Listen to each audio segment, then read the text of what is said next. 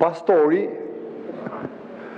ka një mision në librat e shenjtë, që të largoj djallin duke tunë Temjanin, por nuk ka fatkeqësi më të madhe kur pastori e kthen Temjanin në shërbim të djallit. Dhe në këtë rast ka ndodhur.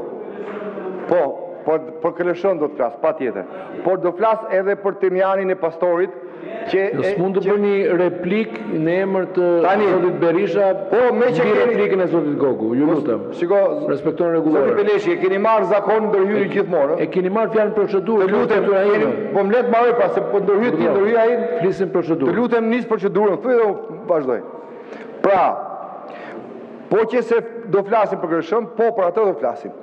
Zotrinj, në raportin e Këleshës bëhet fjalë për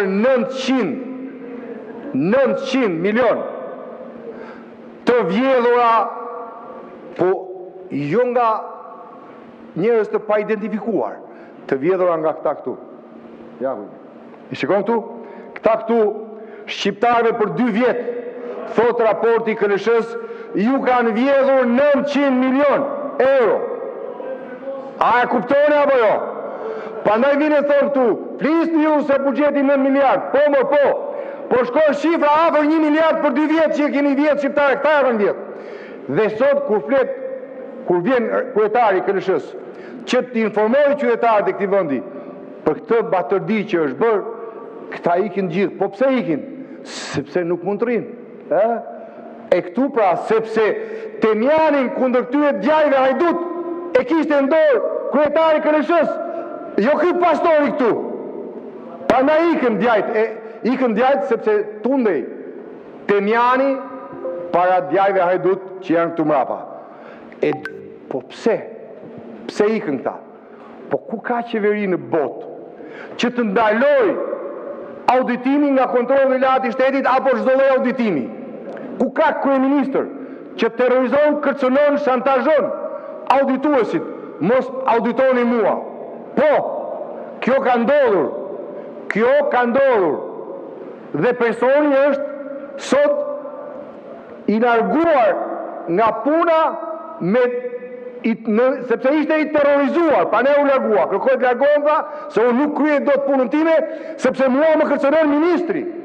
Se unë auditoj vjedhjet e ministrit dhe të qeverisë tij. Ku janë ta? Vetëm shërbëtori djallit këtu është. Të tjerët nuk janë. Hajdutët, ku janë hajdutët? A mund t'i thoni ju, a është normale kjo? Çfarë rëndësie ka se jeni ju erdhët një pjesë e ikët edhe ju kur raportoj, nuk ndodh. Majoranca boshadisi savën kur kryetari kontrollit të lartë të shtetit relatonte këtu.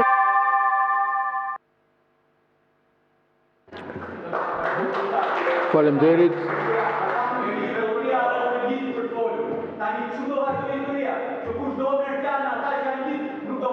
Keni drejt, kjo nuk ishte procedurë, ishte procedura për zbatimin e Temjanit kundër djallit, po jo procedura zbatimit rregullores.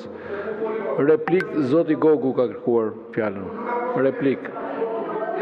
E keni përmendur, po. Po i bie shumë shkurt sepse kolegu Braçe ka jashtëzakonisht të drejtë.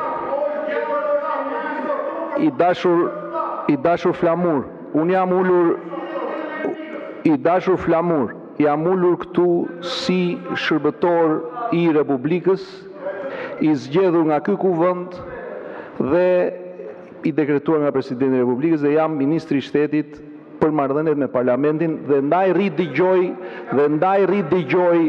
edhe pavërtetësira. E them pavërtetësira me delikatesë, në fakt janë gënjeshtra kokë këmbë.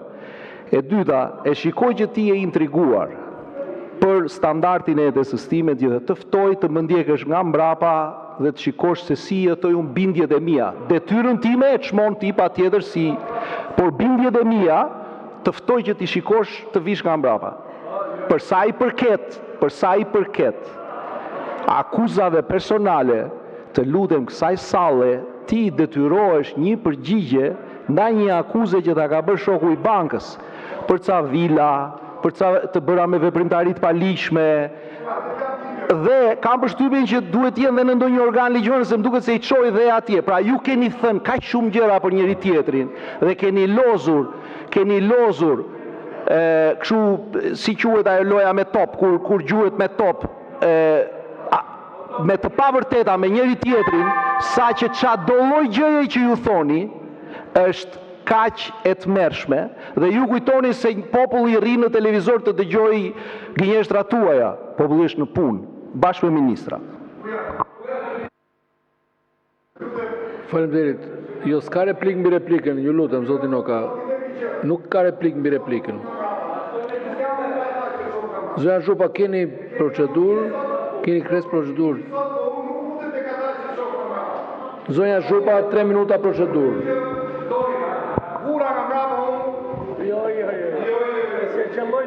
Zonja Zhupa. Po, faleminderit. Unë e di që keni qef të shok nga mrapa, por nuk dua. Faleminderit kryetar. Ka masi dëshirë të shok nga mrapa. Më vjen mirë që hoqet dorë nga praktika e vjetshme, ku kryetarin e KLSH-s e mbajtet për 5 ditë në kuvend të raportonte, sepse me sa duket ish kryetari